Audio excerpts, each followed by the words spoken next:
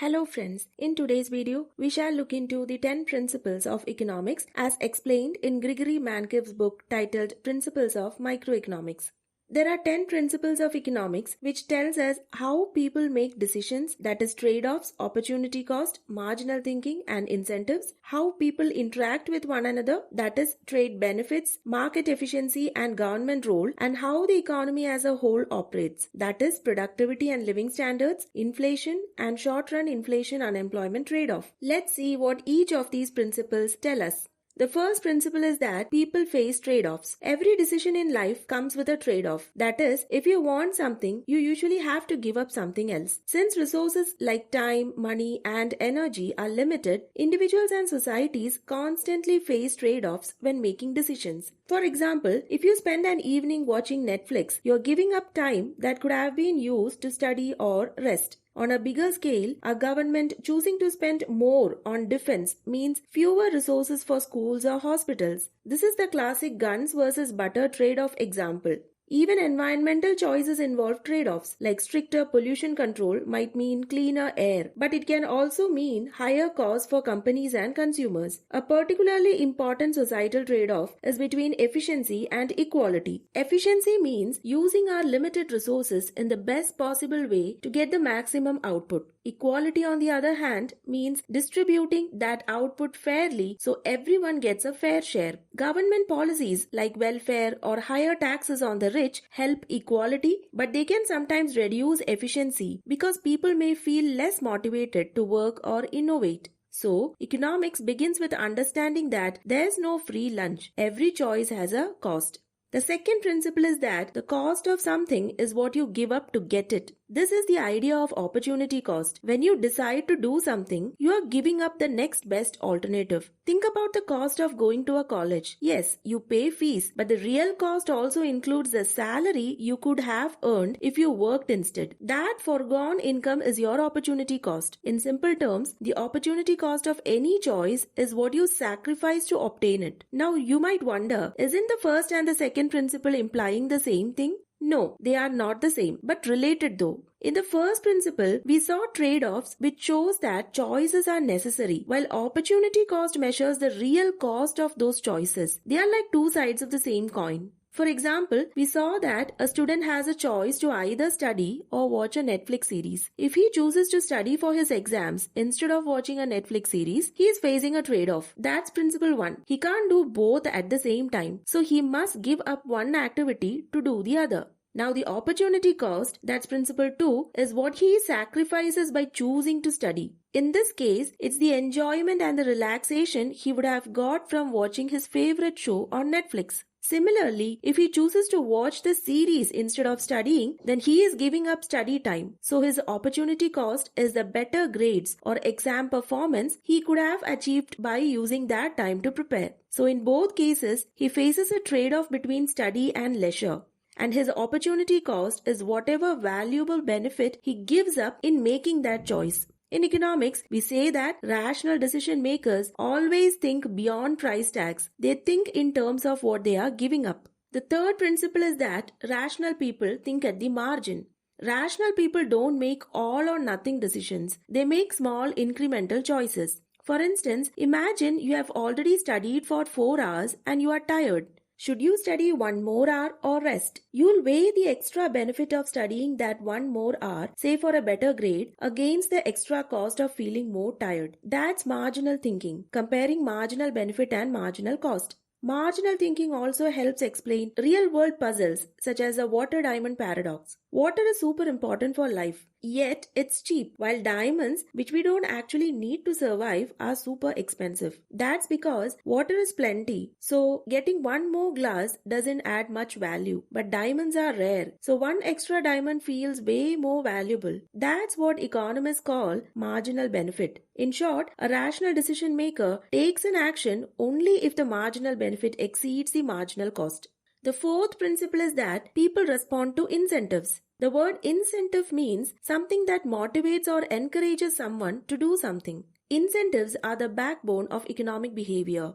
It is the reason why people change their actions. Since rational people make decisions by comparing costs and benefits, they naturally respond to incentives. If the price of petrol rises sharply, people might shift to more fuel-efficient cars, use public transport, or even choose to live closer to their workplaces. That's a response to price incentives. But sometimes incentives backfire. A well-known example comes from automobile safety regulations. When seat belts became mandatory, economist Sam Pelsman noticed that while drivers were safer, they started driving faster and more recklessly, shifting risk to pedestrians. So whenever policymakers design a rule, they must think carefully about how people might respond to new incentives. So these 4 principles that we saw tells us how people make decisions. The next 3 principles tell us how people interact with each other. Let's see how people do that. The 5th principle is that trade can make everyone better off. Trade isn't about winning or losing. It's about mutual benefit. Think of you and your friend. You are good at baking and he is good at graphic designing. You bake him a cake, he makes your event poster. Both of you benefit. On a larger scale, countries like India trade software and services for oil or electronics from other nations.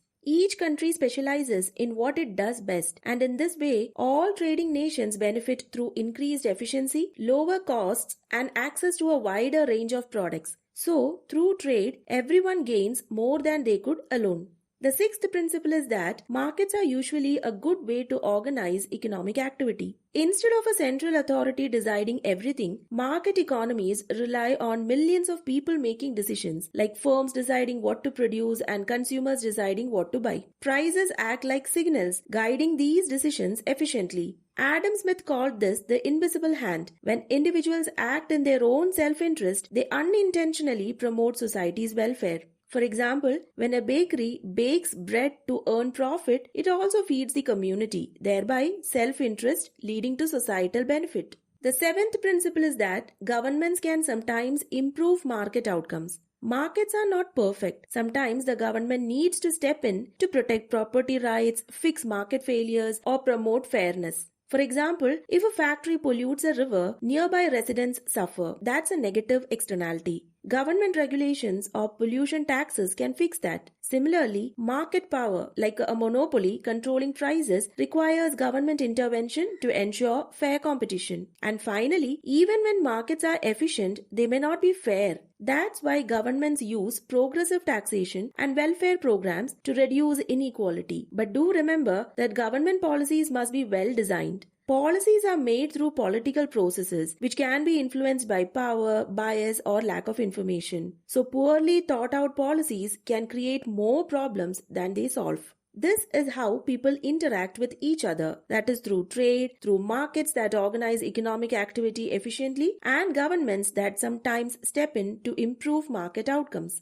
The last 3 principles tell us how the economy as a whole operates. Let's see how. The 8th principle is that a country's standard of living depends on its ability to produce goods and services. The key to a high standard of living is productivity, how much each worker can produce. Countries where workers are well educated, use advanced technology, and have access to capital like Japan or Germany tend to have higher income and higher living standards. So, if a government wants to improve people's lives, it should focus on investing in education, technology, and infrastructure. That's how productivity and prosperity grow. The 9th principle is that prices rise when the government prints too much money. When the government prints too much money, it slowly enters the economy in the form of salaries, pensions, or for projects like roads, which puts more cash in people's hands. The central bank may also inject money by giving banks more funds to lend or by lowering interest rates, making loans cheaper.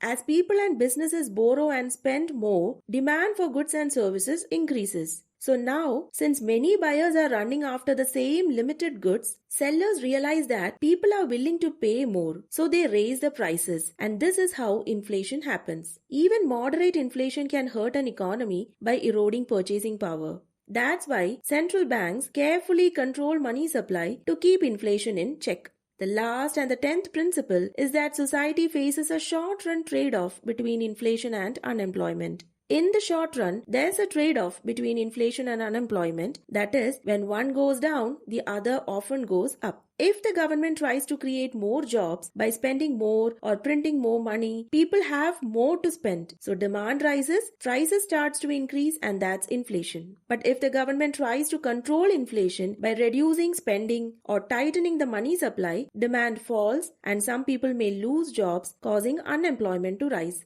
For example, during the 2008-9 financial crisis, the US government increased spending and printed more money to reduce unemployment. It worked, jobs recovered, but inflation risks increased. So, policymakers must constantly balance between keeping prices stable and maintaining enough jobs in the economy. Therefore, the overall performance of an economy depends mainly on worker productivity, inflation, and trade-off between inflation and unemployment. In short, from everyday decisions like choosing between Netflix and homework to big policy debates like inflation control, economics is all about choices, incentives, and trade-offs. If you like the video, do subscribe to my channel and share the videos with your friends. Thank you.